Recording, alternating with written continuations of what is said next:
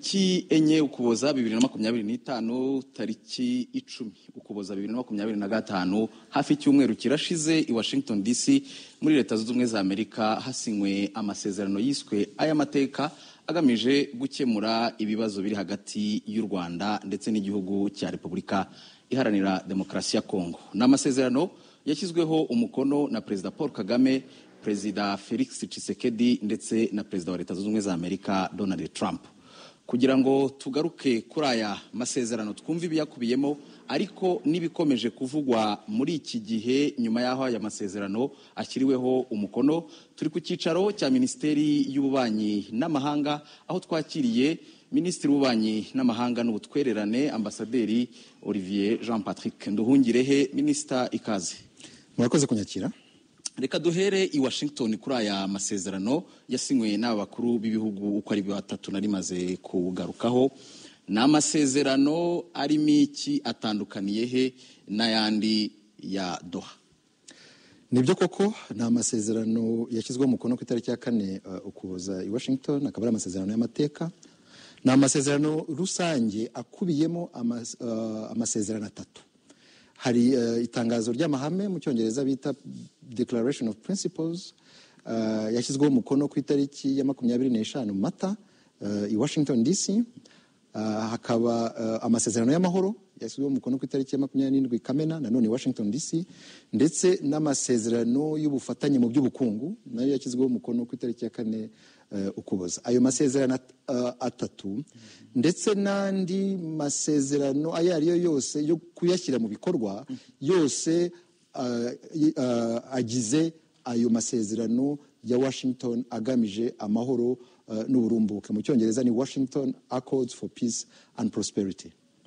Ni amasezerano afite, navuga ngo izo nkingi zose eshatu. Turumvamo inkingi y'ubukungu, inkingi navuga ngo y'umutekano na politike. Muri buri nkingi kugira ngo umuntu yumve ikiyakubiyemo harimo iki? Nibyo cyane cyane mu masezerano twashyizeho umukono ku itariki ya 27 Kamena, ayo ngayo izo nkingi eshatu ziragaragara.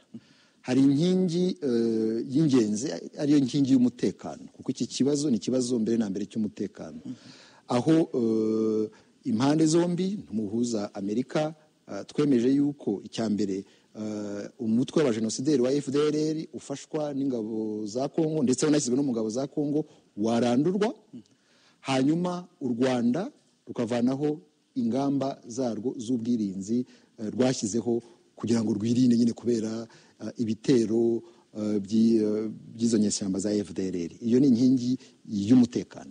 Hakaba n'inkingi ya politiki. Inkingi ya politiki rero uko twiyemeje u Rwanda na Kongo gushyigikira ibiganiro by'amahoro bibera i Doha hagati y'abanyekongo, ni ukuvuga hagati ya guverinoma ya Kongo n'uyu mutwe wa AFC 23, kugira ngo barebe ukuntu ikibazo cyabo bagikemura bahereye ku mizi y'iki kibazo, cyane cyane ikibazo cy'aba Abanyarwanda, aba banyekongo bavuga ururimi rw'ikinyarwanda, bafite umuco nyarwanda, cyane cyane abanyekongo b'abatutsi bamaze imyaka bibasirwa.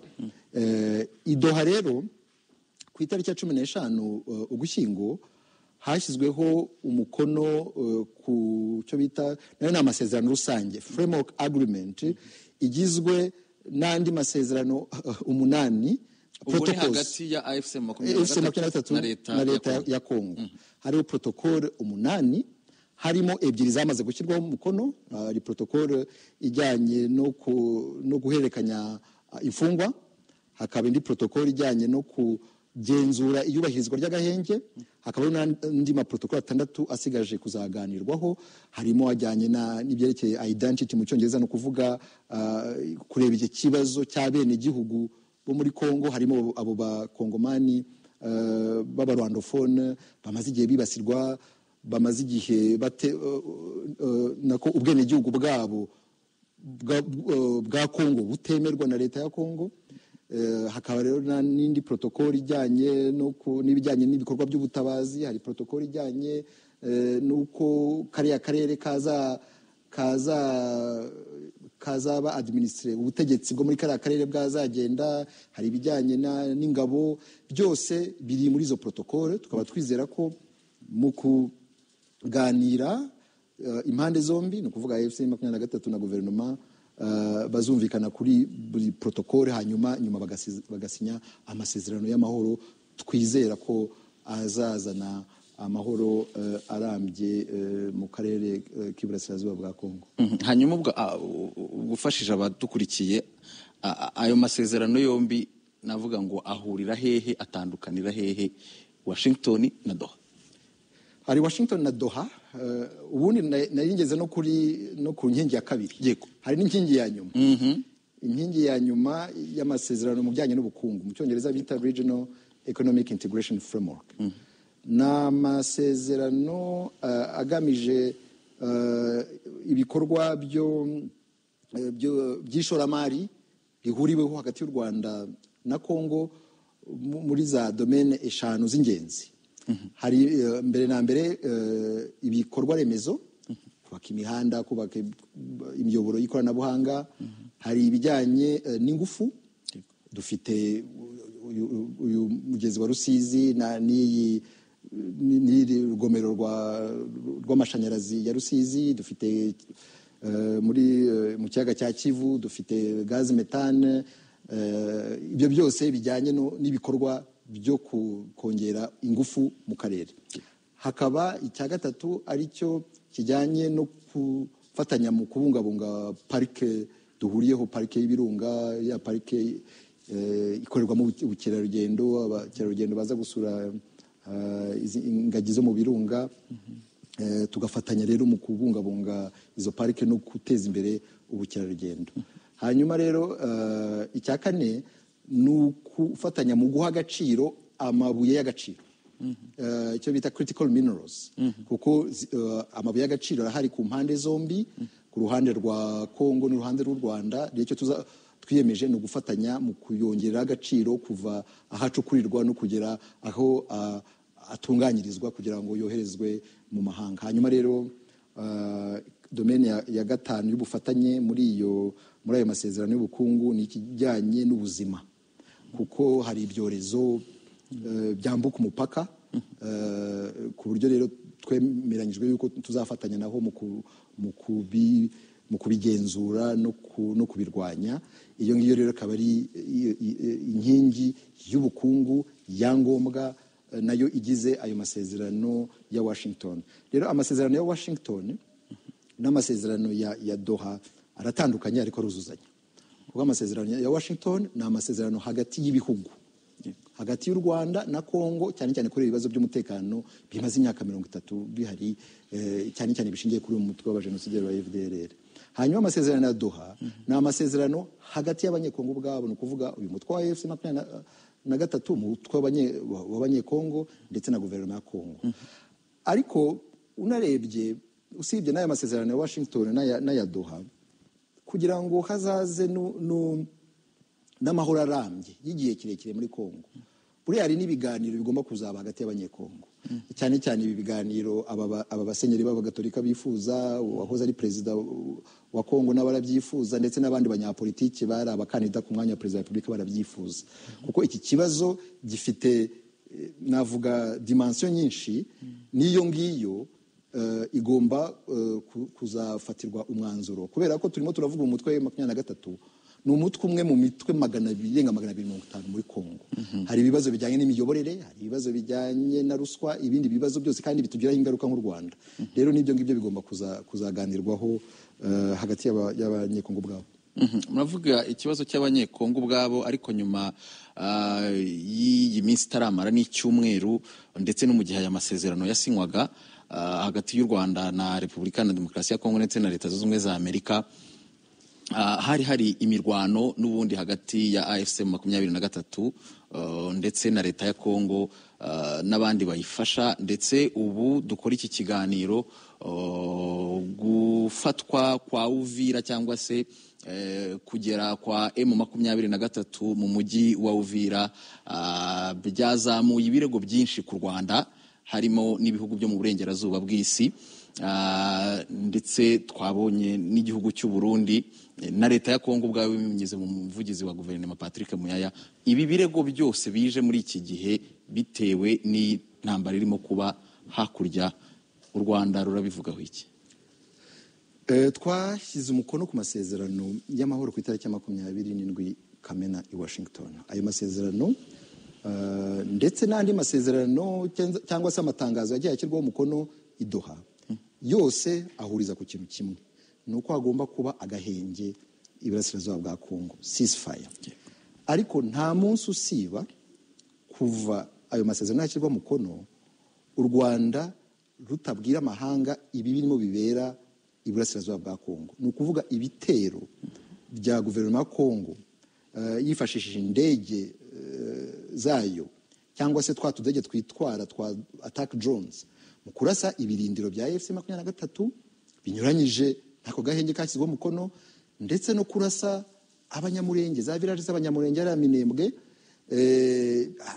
kandi bigakorwa no mu gihe hari imvugo z'urwango zirimo zizamuka. Hari n'ikindi kibazo twavuze tudahwema kuvuga, ikibazo cy'abasirikare b'Abarundi. Ubu bageze ku 20 bari hariya muri Kivu y'Amajyepfo, batangatanze village y'abanyamurenge bakababuza gusohoka ngo bajye ku masoko kugira ngo babicishe inzara. Ibyo bintu nibyo birimo biba, kandi nta munsi usiba kugira ngo hacize amezi 3-4 ari byo tuvuga tubwira bagenzi bacu mu bihugu bindi cyangwa se no mu bitangazamakuru, kandi bose barabyemera koko ko ari byo.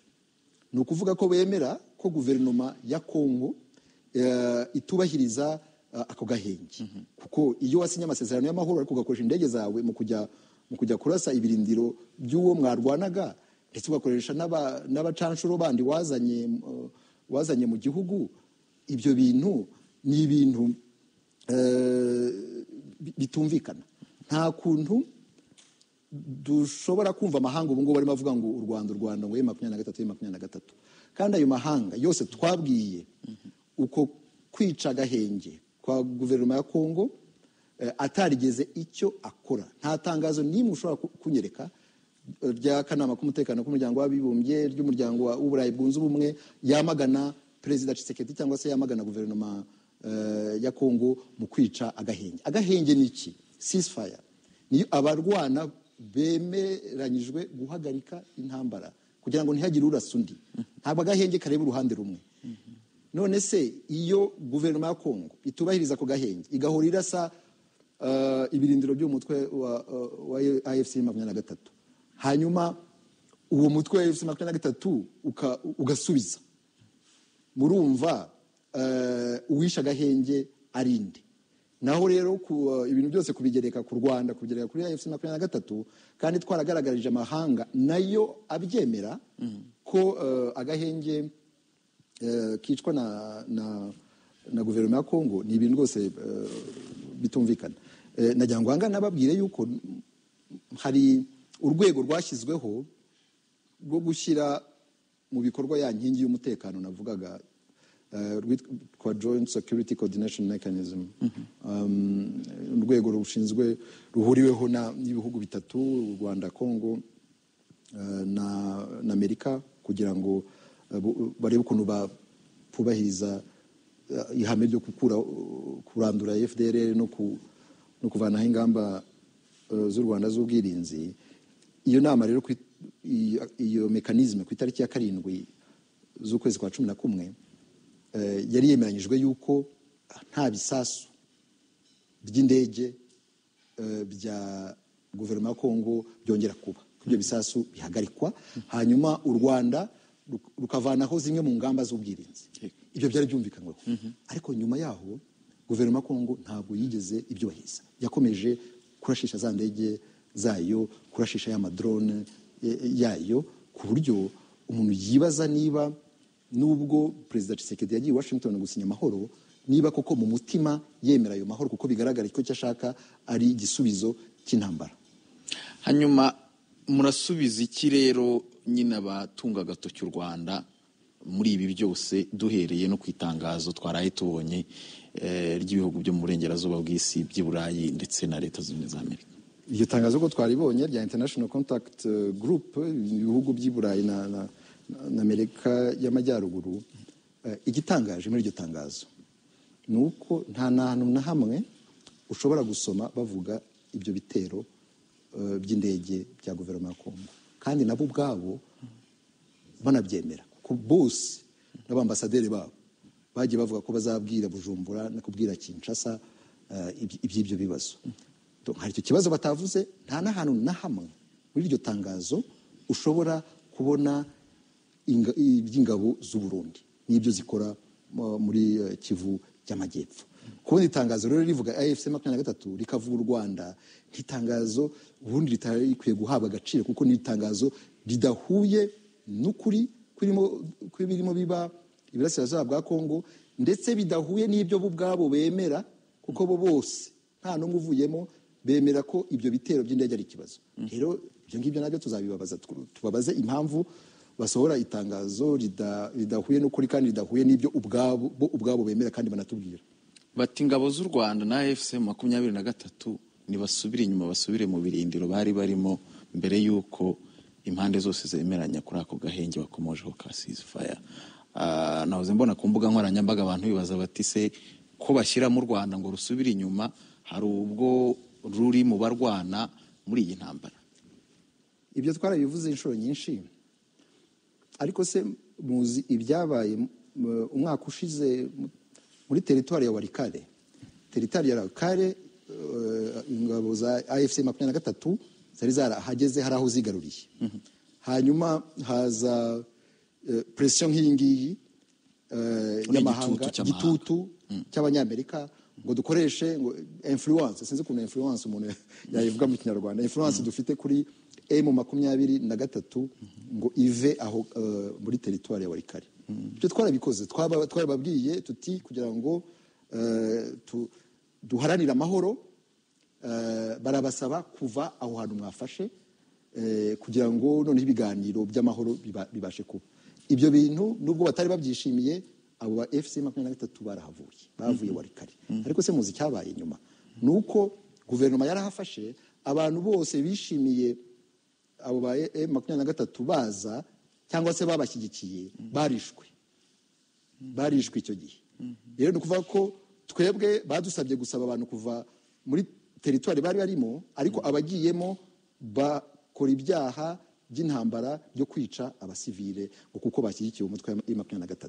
Ubu ngubu rero kongera kudusaba ibintu nk'ibyo urumva ko bidashoboka, ko tudashobora kongera kugira uwo mutwaro wo gusaba abantu kuva ahantu kugira ngo abaturage bari muri uwo mujyi baze kwibasirwa n'ingabo za FRDC zifatanyije na FDLR na Wazalendo. Ari umenya hari ubu bwo tari ukubasaba kubwira AFC 23, umenya u Rwanda rusabwa ari rwo ubwarwo babwira na M23 noneho niba twabonye itangazo neza. Ibyo twarayivuze inshuro zihagije, twavuze ko batagomba kuvanga ikibazo cya AFC 23 n'ikibazo cy'umutekano w'u Rwanda. Ibyo ngibyo twarayivuze inshuro zihagije. Nibabanze basabe ingabo z'abarundi zirenga 20 ziri hariya zibasira abanyamurenge, zikabagota, zikabicisha inzara. Niba ayo mahanga ashaka amahoro, nasabe izo ngabo z'abarundi.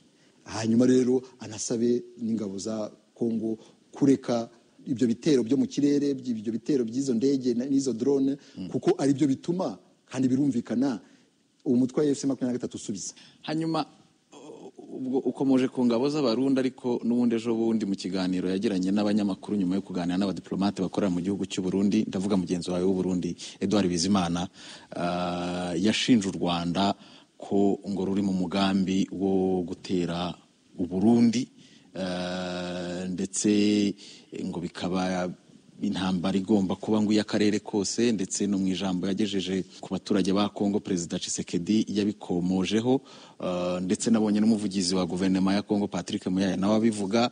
Ariko bose hari ikintu kimwe bahurizaho cyo kuvuga ngo u Rwanda rurimo kurasa muri Kongo ngo ni Burundi, ngo ibisasu bituruka ngo mu mujyi wa Bugarama, niko bavuga. Ibi birego byo mwarabyumvise Minisitiri, murabivugaho?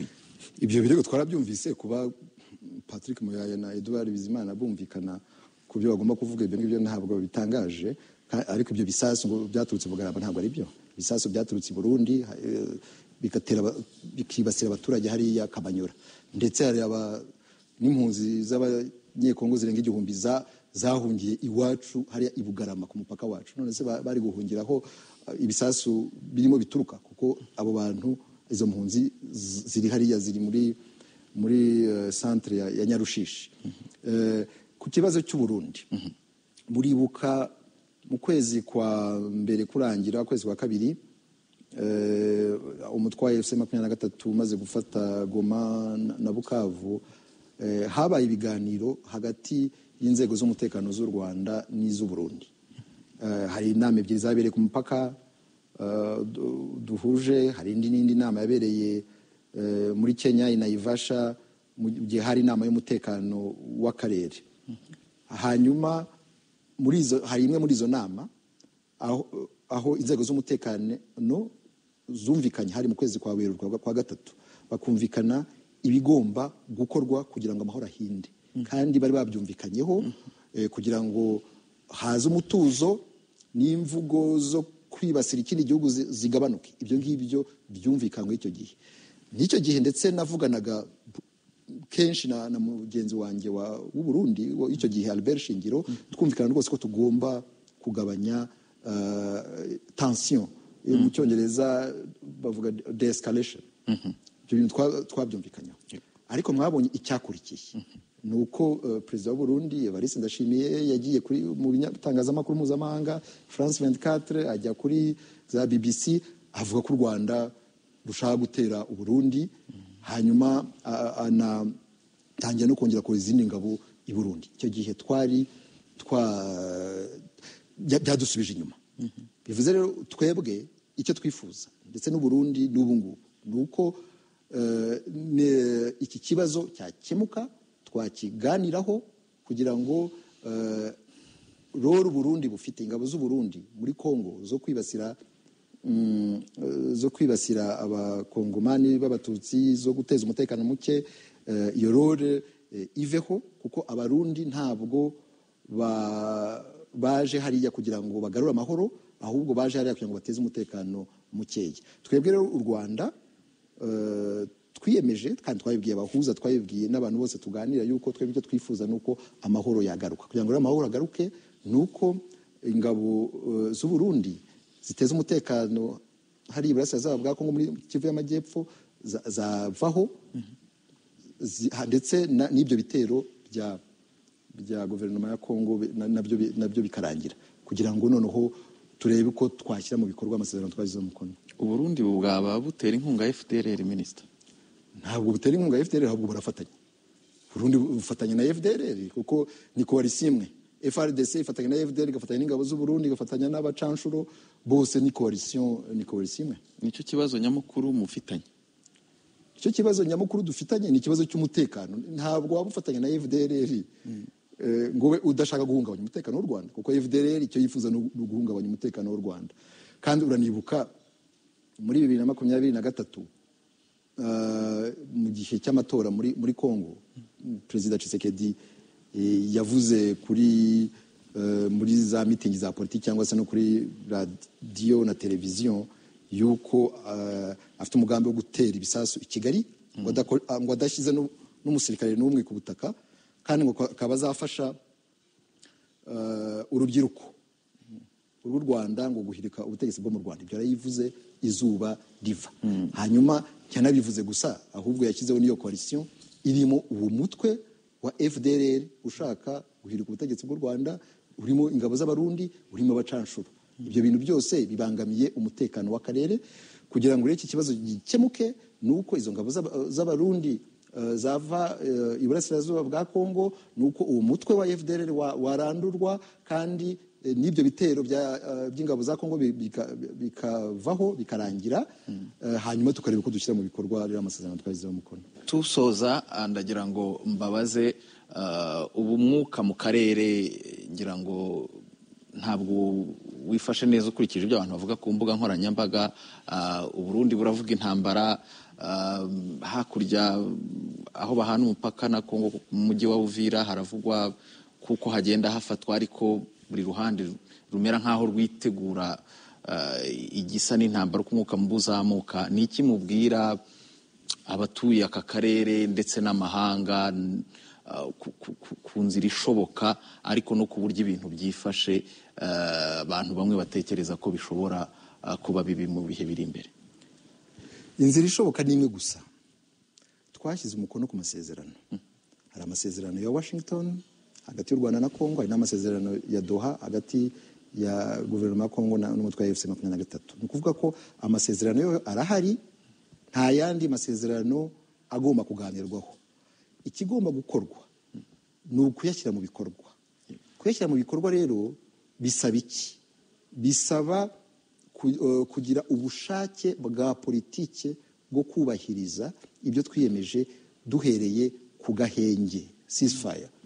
Nta kuntu wasinya amasezerano Washington ngo buke ujya kurasa abanyamurenge. Ibyo bintu ni byo kwamaganwa, kandi urashwe birumvikana ko nawe aza gusubiza.